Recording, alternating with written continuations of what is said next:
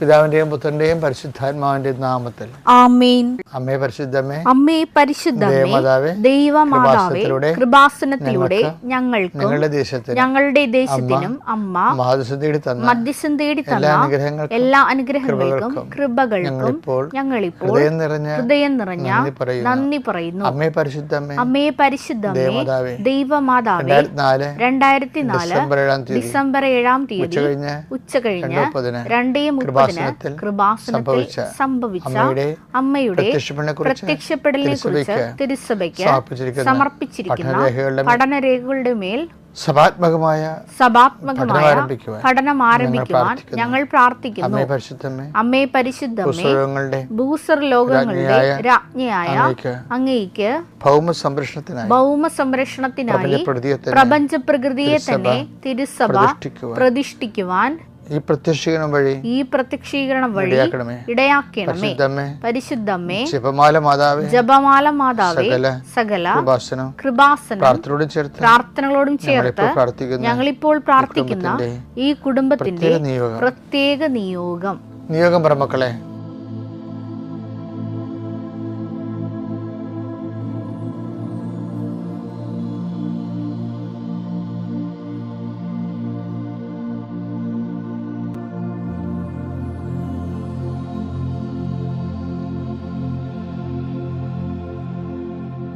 അമ്മയുടെ പ്രത്യക്ഷീകരണത്തിന്റെ ഈ അനുഗ്രഹവേളയിൽ ഞങ്ങൾക്ക് സാധിച്ചു തരുവാൻ കനിയണമേ. ആമേൻ. വിശ്വാസ പ്രമാണം. സർവശക്തനായ പിതാവും ആകാശത്തിന്റെയും ഭൂമിയുടെയും സൃഷ്ടാവുമായ ദൈവത്തിൽ ഞാൻ വിശ്വസിക്കുന്നു. അവിടുത്തെ ഏകപുത്രനും ഞങ്ങളുടെ കർത്താവുമായ ഈശോ മിശിഹായിലും ഞാൻ വിശ്വസിക്കുന്നു. ഈ പുത്രൻ പരിശുദ്ധാത്മാവിനാൽ ഗർഭസ്ഥനായി കന്യകാമറിയത്തിൽ നിന്ന് പിറന്ന് പൊന്തിയോസ് പീലാത്തോസിന്റെ കാലത്ത് പീഡകൾ സഹിച്ച് കുരിശിൽ തറയ്ക്കപ്പെട്ട് മരിച്ച് അടക്കപ്പെട്ട് പാതാളങ്ങളിൽ ഇറങ്ങി മരിച്ചവരുടെ ഇടയിൽ നിന്ന് 3-ാം നാൾ ഉയർത്ത് സ്വർഗത്തിലേക്ക് എഴുന്നള്ളി സർവശക്തിയുള്ള പിതാവായ ദൈവത്തിന്റെ വലതുഭാഗത്തിരിക്കുന്നു. അവിടെ നിന്ന് ജീവിക്കുന്നവരെയും മരിച്ചവരെയും വിധിക്കുവാൻ വരുമെന്നും ഞാൻ വിശ്വസിക്കുന്നു. പരിശുദ്ധാത്മാവിലും ഞാൻ വിശ്വസിക്കുന്നു. വിശുദ്ധ കത്തോലിക്കാ സഭയിലും പുണ്യവാന്മാരുടെ ഐക്യത്തിലും പാപങ്ങളുടെ മോചനത്തിലും ശരീരത്തിന്റെ ഉയർപ്പിലും നിത്യമായ ജീവിതത്തിലും ഞാൻ വിശ്വസിക്കുന്നു. ആമേൻ. സുഖസ്ഥനായ ഞങ്ങളുടെ പിതാവേ, അങ്ങയുടെ നാമം പൂജിതമാകണമേ. അങ്ങയുടെ രാജ്യം വരണമേ. അങ്ങയുടെ തിരുമനസ് സ്വർഗത്തിലെ പോലെ ഭൂമിയിലും ആകണമേ. അന്നു വേണ്ടുന്ന ആഹാരം ഇന്ന് ഞങ്ങൾക്ക് തരണമേ. ഞങ്ങളോട് തെറ്റ് ചെയ്യുന്നവരോട് ഞങ്ങൾ ക്ഷമിക്കുന്നത് പോലെ ഞങ്ങളുടെ തെറ്റുകൾ ഞങ്ങളോടും ക്ഷമിക്കണമേ. ഞങ്ങളെ പ്രലോഭനത്തിൽ ഉൾപ്പെടുത്തരുതേ, തിന്മയിൽ ഞങ്ങൾ രക്ഷിക്കണമേ. ആമേൻ. നന്മ നിറഞ്ഞ മറിയമേ, സ്വസ്തി. കർത്താവ് അങ്ങയുടെ കൂടെ സ്ത്രീകളിൽ അങ്ങ് അനുഗ്രഹിക്കപ്പെട്ടവളാകുന്നു. അങ്ങയുടെ ഉദരത്തിൻ ഫലമായി ഈശോ അനുഗ്രഹിക്കപ്പെട്ടവനാകുന്നു. പരിശുദ്ധ മറിയമേ, തമ്പുരാന്റെ അമ്മേ, പാപികളായ ഞങ്ങൾക്ക് വേണ്ടി ഇപ്പോഴും ഞങ്ങളുടെ മരണസമയത്തും തമ്പുരാനോട് അപേക്ഷിക്കണമേ. ആമേൻ.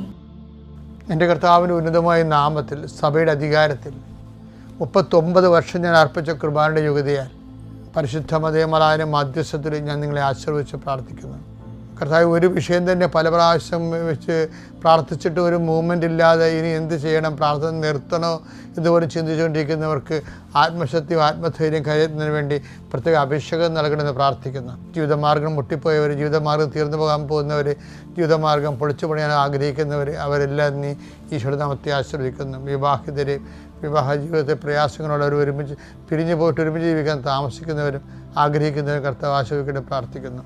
എപ്പോഴും ഓരോരോ രോഗാവസ്ഥ മാറുന്നില്ലല്ലോ, വീട്ടിൽ നിന്ന് തന്നെ ബാധ്യമാണല്ലോ, മറ്റുള്ളവർ പറയണം, രഹസ്യമായിട്ട് പറയണ പോലെ കേട്ടുകൊണ്ട് അതിൻ്റെ സംഘടിപ്പ് കൂടി അനുഭവിച്ചുകൊണ്ട് വീട്ടിൽ കഴിയുന്ന മക്കളെ അവർ കർത്താവ് ഏറ്റെടുക്കണം, അവരുടെ വേദന ഏറ്റെടുത്ത് അവർ സുഖപ്പെടുത്തണം പ്രാർത്ഥിക്കുന്നു.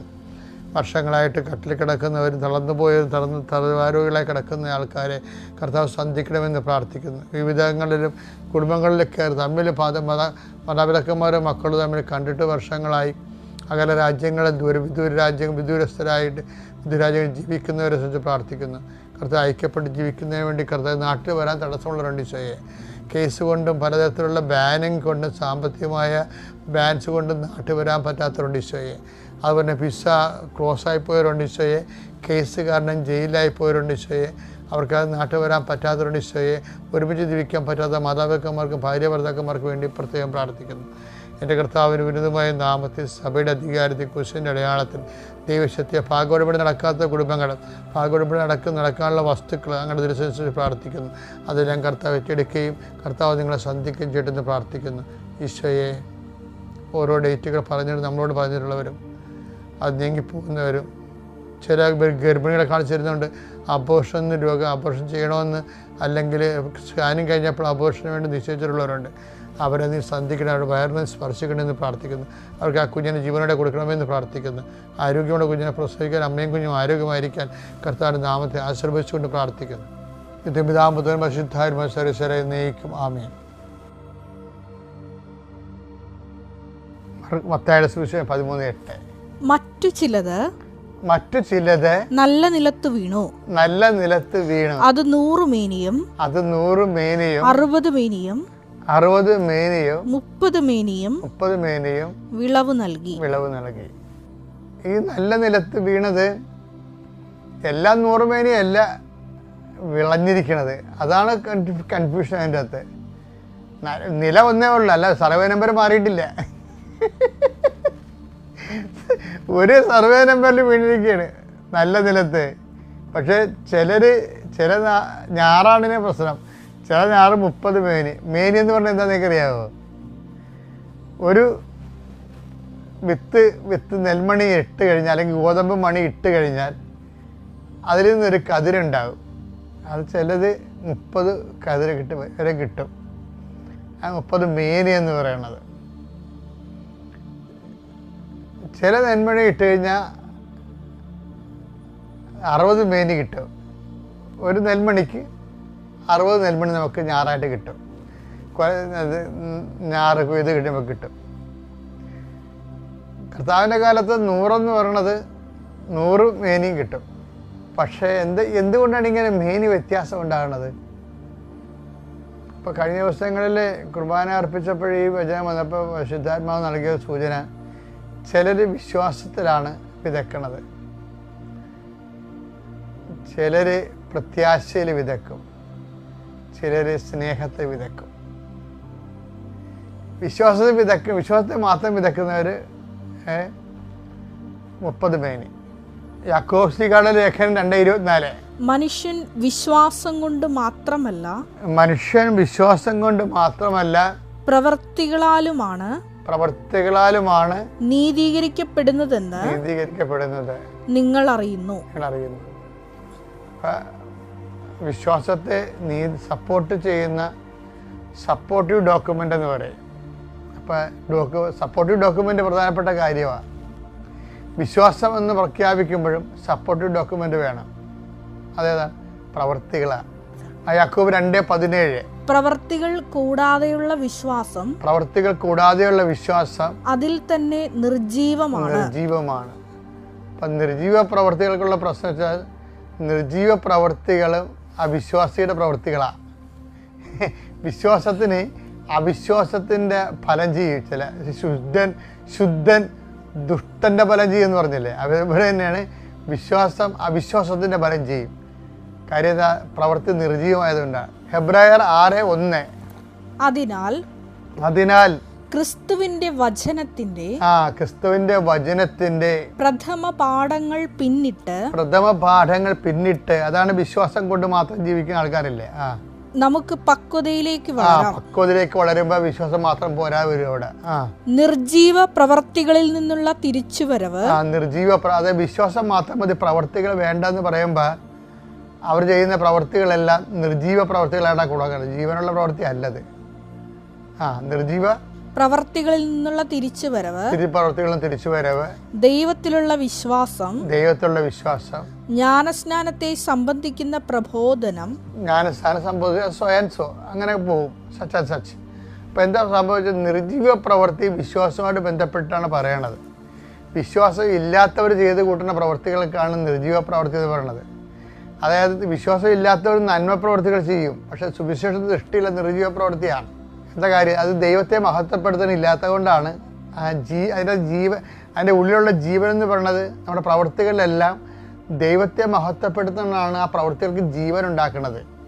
ദൈവത്തെ മഹത്വപ്പെടുത്തുന്നതിന് പകരം സ്വന്തം കേമത്തം കെട്ടിയെഴുന്നള്ളിക്കുകയാണെങ്കിൽ അത് നിർജീവ പ്രവൃത്തിയാണ്. അതുകൊണ്ടാണ് അവിശ്വാസികൾ, ഇപ്പം ചില ആൾക്കാർ പറയില്ലേ, മതത്തെ മാറ്റി നിർത്താം, നമ്മൾ സമൂഹത്തിൽ സാമൂഹ്യ ജീവിതം പരിശീലിപ്പിച്ചാൽ മതിയെന്ന്. മതമാണല്ല ഇവിടെ സാമൂഹ്യ ജീവിതം മനുഷ്യനെ പരിശീലിപ്പിച്ചത്. മതത്തെ മാറ്റി നിർത്തിക്കൊണ്ട് സാമൂഹ്യ ജീവിതം പരിശീലിപ്പിക്കുന്നവർ ചെയ്യണത് എന്താണ്? സ്വന്തം കോയ്മകൾ കെട്ടിയെഴുന്നള്ളിക്കുകയാണ് ചെയ്യണത്. ഈ സ്വന്തം കോയ്മ എഴുന്നള്ളിക്കുന്നതിനാണ് നിർജീവ പ്രവൃത്തി എന്ന് പറയണത്. പ്രവൃത്തികളിലുള്ള ജീവൻ എന്ന് പറയുന്നത് എന്താണ്? അത് ദൈവത്തെ മഹത്വപ്പെടുത്താനുള്ള ഒരു ഇൻറ്റൻഷനാണത്. ദൈവത്തെ മഹത്വപ്പെടുത്തുകയായിരിക്കണം പ്രവൃത്തി. ഇൻറ്റൻഷൻ അല്ലെങ്കിൽ ആ പ്രവൃത്തി സുവിശേഷവിഹിതമായിട്ട് നിർജീവമായിരിക്കും. അത് ജീവനുള്ളതാകണത് ആ പ്രവൃത്തി ദൈവത്തിൻ്റെ മഹത്വത്തിന് വേണ്ടി നമ്മൾ ചെയ്യുമ്പോഴാണ്. അപ്പോൾ വിശ്വാസം എന്ന് പറയുന്നത് സജീവ പ്രവൃത്തികൾ ചെയ്യുന്നതിന് വേണ്ടിയുള്ള നമ്മുടെ മനസ്സിൻ്റെ ഒരുക്കമാണ്. ഓക്കെ അല്ലേ? Thank you. ദൈവത്തിന് സ്തോത്രം. എൻ്റെ പേര് ധന്യ മേരി വർഗീസ്. എൻ്റെ സ്ഥലം കൂത്താട്ടുളം എന്ന് പറഞ്ഞ സ്ഥലത്ത് ഇടയാർ എന്ന് പറഞ്ഞ പോസ്റ്റ് ഓഫീസ് സ്ഥലത്താണ്. എന്നെ കല്യാണം കഴിച്ചു വിട്ടിരിക്കുന്നത് ട്രിവാൻഡ്രത്തേക്കാണ്. ട്രിവാൻഡ്രം പട്ടം മുട്ടട. ഞാനിപ്പോൾ ഇവിടെ സാക്ഷ്യം പറയാൻ പോകുന്നത്, ഞാൻ ദൈവവിശ്വാസം ഉള്ള ഒരാളായിരുന്നു എന്ന് ചോദിച്ചു കഴിഞ്ഞാൽ തീർച്ചയായിട്ടും വിശ്വാസം ഉണ്ടായിരുന്നു, പ്രാർത്ഥിക്കുമായിരുന്നു. പള്ളികളിൽ പോവുകയും നമ്മൾ ആവശ്യങ്ങൾ വരുമ്പോൾ എപ്പോഴും ഓടി നടന്ന് പ്രാർത്ഥിക്കുകയും ചെയ്യുന്ന ഒരാൾ തന്നെയായിരുന്നു. അപ്പോൾ ഒരിക്കലും ഒരു വിശ്വാസം ഇല്ലാതെ നടന്നുകൊണ്ട് നടക്കാത്തൊരു കാര്യത്തിന് വേണ്ടിയല്ല എനിക്ക് ഒത്തിരി പ്രാർത്ഥിച്ചിട്ടും എനിക്ക് നടക്കാതിരുന്നൊരു കാര്യത്തിന് വേണ്ടിയിട്ടാണ് ഞാൻ ഇവിടെ വന്നത്. അപ്പോൾ ഞാൻ ധ്യാനങ്ങളൊക്കെ കൂടിക്കൊണ്ടിരുന്ന ഒരാളാണ്. പക്ഷെ ഒരാഗ്രഹം, എൻ്റെ ബ്രദറിൻ്റെ കല്യാണം ഞങ്ങൾ ആഗ്രഹിച്ച സമയത്ത് നടക്കാതെ, അതായത് ഞങ്ങൾ കല്യാണം ആലോചിച്ച് തുടങ്ങി ഒരു 2 വർഷമായിട്ടും കല്യാണങ്ങളൊന്നും നല്ല ഒരു ആലോചന പോലും വരുന്നില്ല. ആങ്ങളേക്ക് ഇഷ്ടപ്പെടുന്നവരിന് നടക്കുന്നില്ല. അവന് നല്ല ജോലിയുണ്ട്, സെൻട്രൽ ഗവൺമെൻറ് ജോലിയാണ്, കുഴപ്പമില്ലാത്ത ഫാമിലിയാണ്. പക്ഷേ ഉണ്ടായിരുന്ന ഏക പ്രശ്നം എന്ന് പറഞ്ഞാൽ എൻ്റെ ഫാമിലിയിലുണ്ടായ ഒരു ഇഷ്യൂ, ഞങ്ങളുടെ ഒരു ബിസിനസ് തകർച്ച ഭാഗമായിട്ട് ഉണ്ടായ കേസ്. ആ കേസും ആയിട്ടുള്ള ഒരു മാധ്യമങ്ങളിലൊക്കെ വന്ന നെഗറ്റീവായിട്ടുള്ള കുറേ ന്യൂസുകൾ കാരണം പല ആലോചനകളും മാറിപ്പോയിക്കൊണ്ടിരിക്കുകയായിരുന്നു. എന്നെ മാനസികമായിട്ട് ഈ ഒരു കാര്യം വളരെയധികം തളർത്തി. കാരണം എൻ്റെ ഫാമിലി, എന്നെ കെട്ടിച്ചു വിട്ടൊരു ഫാമിലിയിലുണ്ടായ ഇഷ്യൂ കാരണം എൻ്റെ സ്വന്തം സഹോദരനൊരു കല്യാണം, ഒരു നല്ല ആലോചന പോലും വരാതിരിക്കുന്നത് എനിക്ക് മാനസികമായിട്ട് വളരെ എന്നെ തളർത്തിയൊരു കാര്യമായിരുന്നു. അപ്പം ഞാൻ എന്നും പ്രാർത്ഥിക്കും, എനിക്ക് വിശ്വാസമുണ്ട് തീർച്ചയായിട്ടും അവന് നല്ലൊരു ആലോചന ദൈവം കൊടുക്കും. പക്ഷേ എങ്കിലും എനിക്ക് ഓരോ ദിവസം കഴിയുന്തോറും നമ്മുടെ ആത്മബലം കുറയുക എന്ന് പറയില്ലേ, അങ്ങനൊരു സാഹചര്യത്തിൽ, മനസ്സ് തളർന്നൊരു സാഹചര്യത്തിൽ ഞാൻ ഇവിടെ വരുന്നത്. കാരണം നമ്മുടേതല്ലാത്ത തെറ്റുകൾ കൊണ്ട് നമ്മുടെ ജീവിതത്തിൽ വന്നു പോകുന്ന പല കാരണങ്ങൾ കൊണ്ടും നമ്മൾ മാത്രമല്ല നമ്മളെ ചുറ്റും നിൽക്കുന്ന നമ്മളെ വേണ്ടപ്പെട്ടവരും കൂടെ ദുഃഖം അനുഭവിക്കുക. പ്രത്യേകിച്ച് എൻ്റെ പേരൻസ്, എൻ്റെ പപ്പ മമ്മിയെല്ലാം മാനസികമായിട്ട് ഇത് കാരണം തളരുന്നത് ഞാൻ കണ്ടു. അപ്പോൾ ഈ ഒരു കാര്യം എന്നെ മാനസികമായിട്ട് എത്രമാത്രം വേദനിപ്പിച്ചിട്ടുണ്ടാവുമെന്ന് ഊഹിക്കാവുന്നതാണ്. അപ്പോൾ അതുകൊണ്ടാണ് ഞാൻ ഇവിടെ എന്നോട് ഞാൻ കൃപാസനത്തെക്കുറിച്ച് ഞാൻ ആര് വഴി കേട്ടു എന്ന് ചോദിച്ചാൽ എനിക്കറിയത്തില്ല. ഞാൻ പലർ വഴി കേട്ടു എന്ന് തോന്നുന്നു. പക്ഷേ എങ്ങനെ ഞാൻ ഇവിടെ എത്തിയെന്ന് പോലും എനിക്കിപ്പോൾ ഓർമ്മയില്ല. പക്ഷെ ഞാൻ ഇവിടെ വന്ന് അപ്പോൾ എൻ്റെ ആഗ്രഹം എന്ന് പറഞ്ഞാൽ, ഞാനും ഹസ്ബൻഡും എൻ്റെ മമ്മിയായിട്ടാണ് വന്നത്. പക്ഷേ ഉടമ്പടി എടുത്ത വ്യക്തി ഞാൻ മാത്രമാണ്. ഞാനിവിടെ ഒരു ദിവസം വരിക എന്നുള്ള മാത്രം ഉദ്ദേശിച്ചാണ് വന്നു കഴിഞ്ഞപ്പോഴാണ് ഇവിടെ ഉടമ്പടി എടുക്കണം, ഇങ്ങനെ പ്രാർത്ഥിക്കണം എന്നൊക്കെ അറിയുന്നത്. അപ്പോൾ ഞാൻ അന്ന് തീരുമാനിച്ചു, ഞാൻ ഉടമ്പടി എടുത്ത് പ്രാർത്ഥിക്കാമെന്ന് തീരുമാനിച്ചു.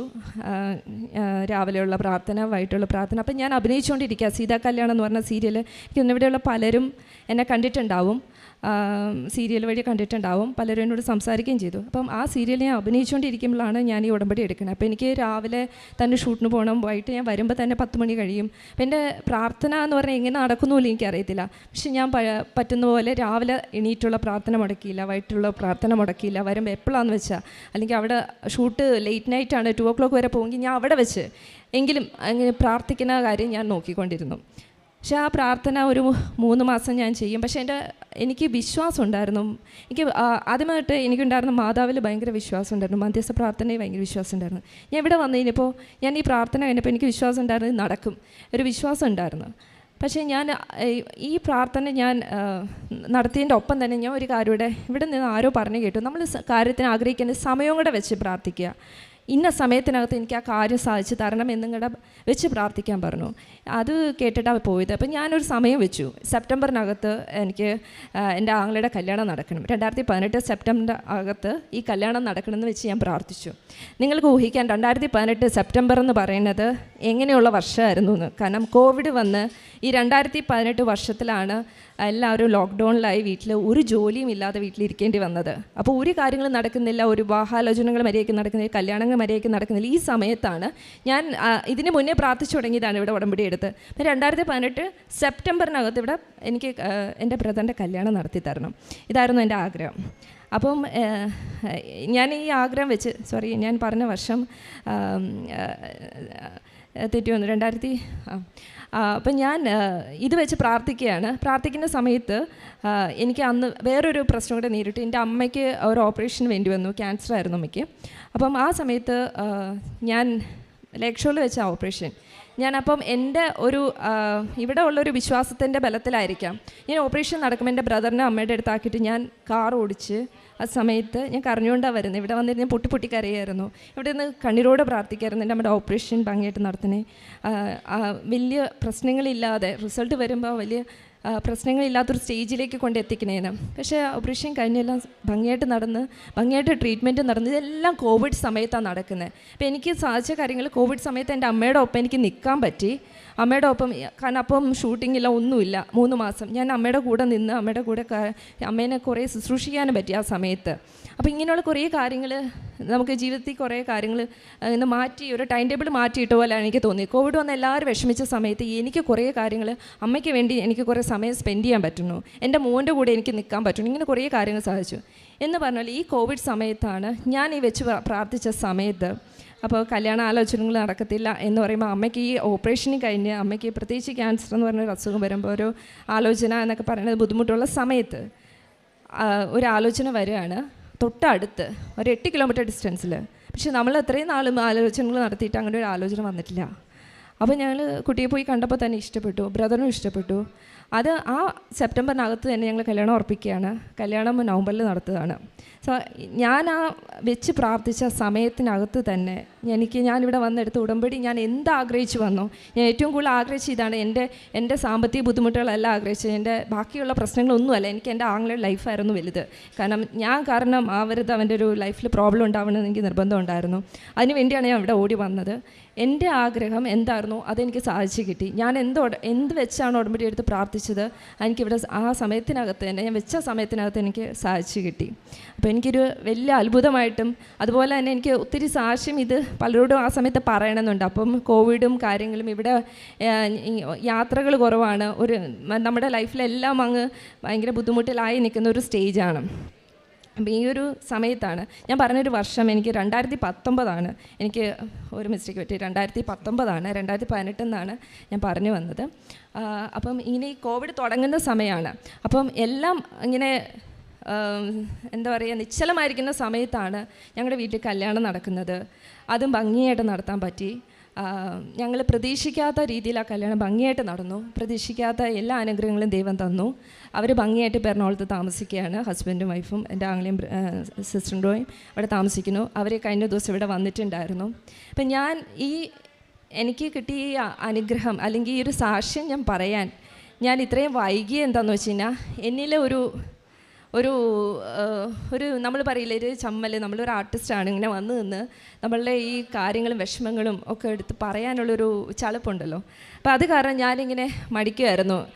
പിന്നെ ആവട്ടെ മനസ്സിലിങ്ങനെ പറയണമെന്നുണ്ട്, പിന്നെ ആവട്ടെ. അപ്പം ഞാൻ എവിടെയെങ്കിലും സാക്ഷ്യം പറയാൻ 1-2 പേരോട് പറഞ്ഞ പോലെ എല്ലാവരുടെ മുമ്പിൽ ഇങ്ങനെ വന്ന് പറയാനൊരു മടി. കാരണം എപ്പോഴും എൻ്റെ ലൈഫിലൊക്കെ വന്ന വലിയ പ്രശ്നങ്ങളാണ്. അപ്പോൾ എല്ലാവരെയും വീണ്ടും അത് ഓർമ്മിപ്പിക്കണം.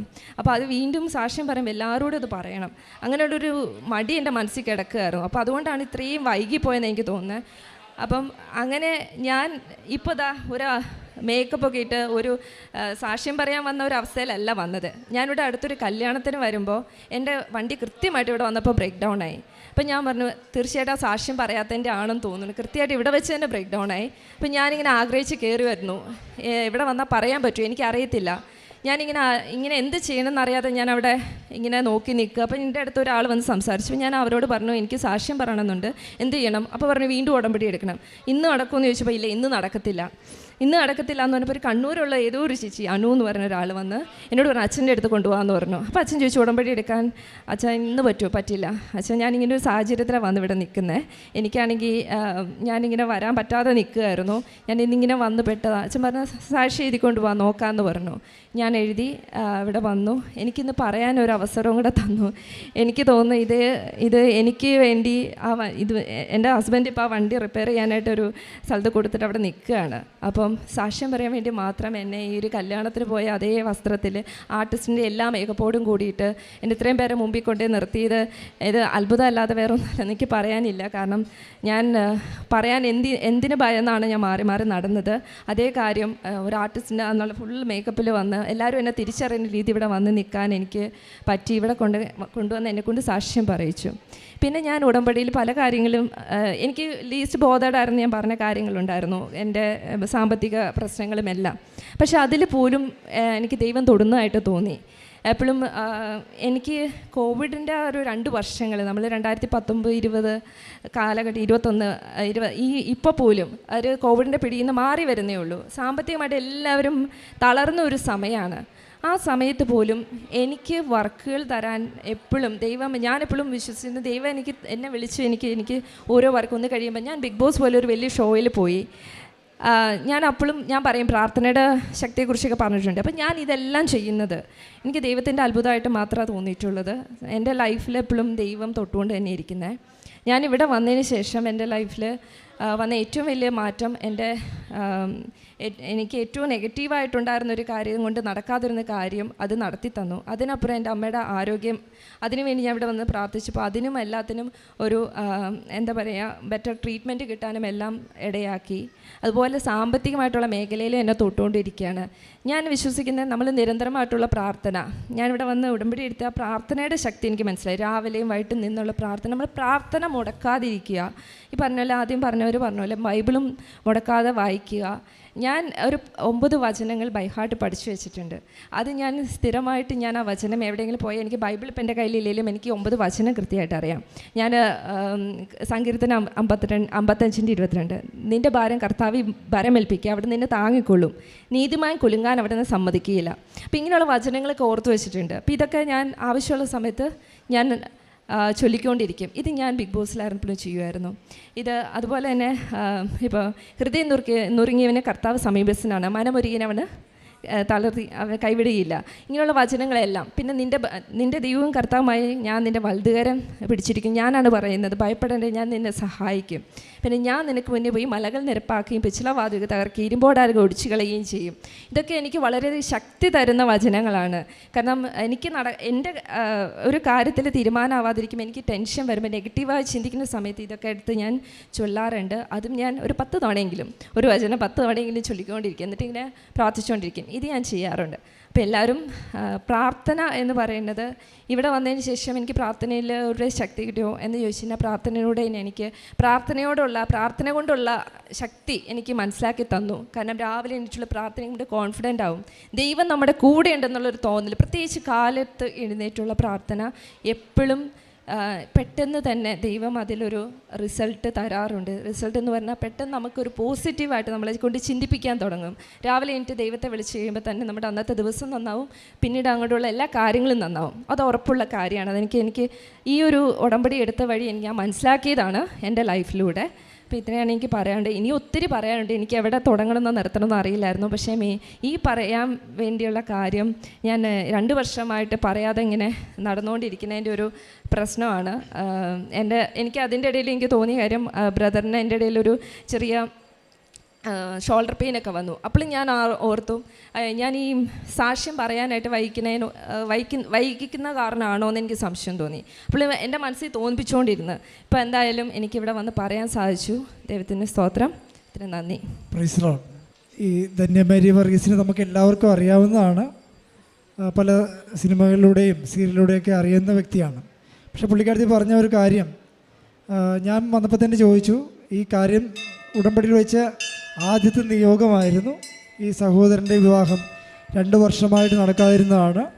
അത് ഒരുപാട് ധ്യാന കേന്ദ്രങ്ങളിലും ഒരുപാട് സ്ഥലങ്ങളിലൊക്കെ പ്രാർത്ഥിച്ചു.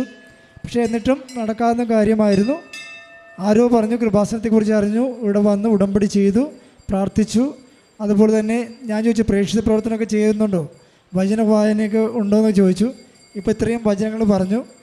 അപ്പോൾ വചനം ഉള്ളിലുണ്ട്, വചനം വായിക്കുന്നുണ്ട്. പിന്നെ പ്രേക്ഷിത പ്രവർത്തനം പറഞ്ഞു, ഞാൻ കാണുന്നവരോടൊക്കെ എൻ്റെ കിട്ടിയ അനുഭവങ്ങൾക്ക് ഞാൻ പറയാറുണ്ട്. പറഞ്ഞില്ലേ? തീർച്ചയായിട്ടും. എനിക്ക് കിട്ടിയ അത്ഭുതങ്ങളെല്ലാം, അല്ലെങ്കിൽ ഞാൻ എവിടെ പോയാലും ദൈവം നമുക്ക് തരുന്ന അത്ഭുതങ്ങൾ എന്തൊക്കെയാണോ അതിൽ എനിക്കൊരു നല്ല കാര്യം ചെയ്തിട്ടുണ്ട്, ലൈഫിൽ മാറ്റം വന്നിട്ടുണ്ട്, ഞാൻ എടുത്ത് പറയാറുണ്ട്. അത് ഞാൻ ചെയ്യുന്ന എൻ്റെ ജോലി എന്ന് പറഞ്ഞാൽ വേറിട്ട് നിൽക്കുന്ന ഒരു ജോലിയാണ്, പ്രൊഫഷൻ. അവിടെ എനിക്ക് പറ്റുന്ന രീതിയിൽ എൻ്റെ വിശ്വാസം ഞാൻ കാണിക്കാൻ നോക്കാറുണ്ട്. ഞാൻ എൻ്റെ വിശ്വാസത്തെ ഞാൻ ഇങ്ങനെയാണ് വിശ്വസിക്കുന്നത്. ഈ വിശ്വാസത്തിൽ എനിക്ക് ജീവിക്കുമ്പോൾ എന്നോട് ചോദിക്കാറ് എൻ്റെ പ്രശ്നങ്ങൾ എങ്ങനെ തരണം ചെയ്യുന്നു. എനിക്ക് ഒത്തിരി എൻ്റെ ഫാമിലി ലൈഫിൽ കുറേ പ്രോബ്ലംസ് വന്നിട്ടുണ്ട്. ലൈക്ക് ഞാൻ പറഞ്ഞു, ഫാമിലിയിൽ ഉണ്ടായ ഒരു ബിസിനസ് തകർച്ച വഴി ഉണ്ടായ കേസും, മാനസികമായിട്ടുള്ള ബുദ്ധിമുട്ട്, സാമ്പത്തിക ബുദ്ധിമുട്ടുകൾ, അതിൽ വരുന്ന പഴികൾ എന്ന് പറഞ്ഞാൽ ഭീകരമായിട്ടുള്ള എന്താ പറയുക, പലരും സൂയിസൈഡ് ചെയ്യും. ആ സമയത്ത് ദൈവം എന്നെ അവിടെ ഒന്നും അങ്ങനെ ചിന്തിപ്പിക്കാതെ ജീവിക്കാനാണ് എന്നെ പ്രേരിപ്പിച്ചത്. ഇപ്പം ഞാൻ നിൽക്കുന്നതായാലും എന്നെക്കൊണ്ട് ദൈവം സാക്ഷ്യം പറയിക്കാനായിട്ട് ഉദ്ദേശിച്ചിട്ടായിരിക്കാം. ആ ഒരു ദൈവവിശ്വാസത്തിലൂടെ എനിക്ക് ഒത്തിരി കാര്യങ്ങൾ ജീവിക്കാനുള്ള ധൈര്യം, ഒന്ന് എനിക്ക് കിട്ടിയ ജീവിക്കാനുള്ള ധൈര്യം. പിന്നെ നമ്മളുടെ ജീവിതം എന്ന് പറഞ്ഞാൽ ദൈവം തീരുമാനിക്കുന്നത്. ദൈവം തന്ന ജീവിതം ഒരിക്കലും മറ്റു സമൂഹം പറഞ്ഞ് കേട്ടിട്ട് നമ്മളത് തകർക്കാനുള്ളതല്ല. അപ്പം നമ്മൾ ദൈവത്തെ വിളിച്ചുകൊണ്ട് നമ്മൾ ഏത് പ്രവൃത്തി ചെയ്താലും ആ പ്രവൃത്തിയിൽ ദൈവം അത് അനുഗ്രഹം തരും. എല്ലാ പ്രവൃത്തികളും ദൈവം അനുഗ്രഹിക്കും. അപ്പം നമ്മൾ ചെയ്യുന്ന എല്ലാ മേഖലകളും നല്ല രീതിയിൽ വളരും. അതാണ്. പിന്നെ വേറൊരു കാര്യം പറഞ്ഞു, രാത്രി 2 മണി വരെ ഷൂട്ടുണ്ടെങ്കിലും ഞാൻ കൃത്യമായിട്ട് പ്രാർത്ഥിക്കണമായിരുന്നു പറഞ്ഞു. പ്രത്യക്ഷീകരണ പ്രാർത്ഥന അല്ലേ? അതെ, ഞാൻ അന്ന് ഉടമ്പടി എടുക്കുന്ന സമയത്തൊക്കെ ഞാൻ ലേറ്റ് നൈറ്റ് ഷൂട്ടൊക്കെ ചെയ്യേണ്ട ഒരു സമയത്തായിരുന്നു ഞാൻ ഉടമ്പടി എടുത്തത്. അപ്പോൾ എന്നെക്കൊണ്ട് പറ്റുമെന്ന് ഉറപ്പില്ലാതെയാണ് ഞാൻ ഇവിടെ നിന്ന് ഉടമ്പടി എടുത്ത് പ്രാർത്ഥിക്കാൻ തുടങ്ങിയത്. പക്ഷേ എന്നിട്ടും ഞാൻ ആഗ്രഹിച്ച പോലെ ഞാൻ വെച്ച കാര്യം എനിക്ക് സാധിച്ചു തന്നു. എന്നാലും ഒരു പ്രശ്നങ്ങളും ഇല്ലാത്ത, ഏത് സമയത്തും കിടന്നുറങ്ങാനോ എഴുന്നേൽക്കാനോ ഒക്കെ സൗകര്യമുള്ള ആൾക്കാർ പോലും ചില സമയത്ത് ആ 5:30-6 മണി എന്നുള്ള സമയം തെറ്റിക്കാറുണ്ട്. പക്ഷേ പറയായിരുന്നു, ഇത്രയും ബുദ്ധിമുട്ട്, ഇത്രയും താമസിച്ച് ലേറ്റായിട്ട് കിടന്നാലും അത് കൃത്യമായിട്ട് പ്രാർത്ഥിക്കുമായിരുന്നു, രാവിലെയും വൈകിട്ടും കൃത്യമായിട്ട് പ്രാർത്ഥിക്കുമായിരുന്നു പറഞ്ഞു. അതുപോലെ ഞാൻ ഈ പ്രാർത്ഥിക്കുന്ന ഓർമ്മ തന്നെ, ഞാൻ ലേക്ക് ഷോറിൽ മമ്മീനെ അഡ്മിറ്റ് ആക്കിയിരിക്കുന്ന സമയത്താണ്. അപ്പോൾ നമ്മൾ തിരികത്തിച്ച് പ്രാർത്ഥിക്കണം. അപ്പോൾ ഞാൻ തിരിയെല്ലാം എടുത്തുകൊണ്ട് പോയി. ഞാൻ പക്ഷേ ലൈറ്ററോ അല്ലെങ്കിൽ ഒരു തീപ്പെട്ടിയോ ഒന്നും എൻ്റെ കയ്യിലില്ല. അപ്പം ഞാൻ രാവിലെ എണീറ്റ് കഴിഞ്ഞപ്പോൾ ഇതെങ്ങനെ ഞാൻ കത്തിക്കുമെന്ന് അറിയില്ല, ആരോട് ചോദിക്കുന്ന അറിയില്ല. അങ്ങനെ ഞാൻ എന്ത് ചെയ്തു വെച്ചാൽ അവിടെ നിന്ന് ഇറങ്ങി 5:30 അവിടെ നിന്ന് ഇറങ്ങി താഴെ എത്തിയിട്ട് സെക്യൂരിറ്റി അടുത്ത് പോയി ചോദിച്ചിട്ടാണ് ആ മനുഷ്യനാണ് എനിക്ക് ലൈറ്റർ തന്നത്. അതും കൊണ്ട് പോയി ഞാൻ കത്തിച്ചിട്ട് തിരിച്ചു കൊണ്ടു കൊടുത്തു. അപ്പോൾ അങ്ങനെ ലേക്ക് ഷോർ ഹോസ്പിറ്റലിൽ വെച്ചിട്ടും ഞാനിത് മുടക്കാതെ ഞാൻ പ്രാർത്ഥിച്ച് എനിക്കെല്ലാം ഓർമ്മയുണ്ട്. അതിലൊരു സന്തോഷവുമുണ്ട്. എനിക്കത് ചെയ്യാൻ പറ്റിയില്ല, ദൈവം തോന്നിപ്പിച്ചു. Praise the Lord. ജോസഫ് അച്ഛൻ എപ്പോഴും പറയും, വിശ്വാസത്തിലധികമായിട്ട് വിശ്വസ്തതയാണ് ഉടമ്പടിയോട് കാണിക്കേണ്ടത്. അത് കൃത്യമായിട്ട് ചെയ്തതിൻ്റെ ഫലമായിട്ടാണ് ഇത്രയധികം അനുഗ്രഹം പരിശുദ്ധ അമ്മയിലൂടെ തിരുക്കുമാരൻ നൽകിയത്. അതിനെല്ലാം നന്ദി പറഞ്ഞുകൊണ്ട് കരങ്ങൾ ഉയർത്തി കരങ്ങൾ അടിച്ചുകൊണ്ട് നന്ദി പറയാം. ഹല്ലേലൂയ, യേശുവേ നന്ദി, യേശുവേ സ്തുതി. ഹല്ലേലൂയ.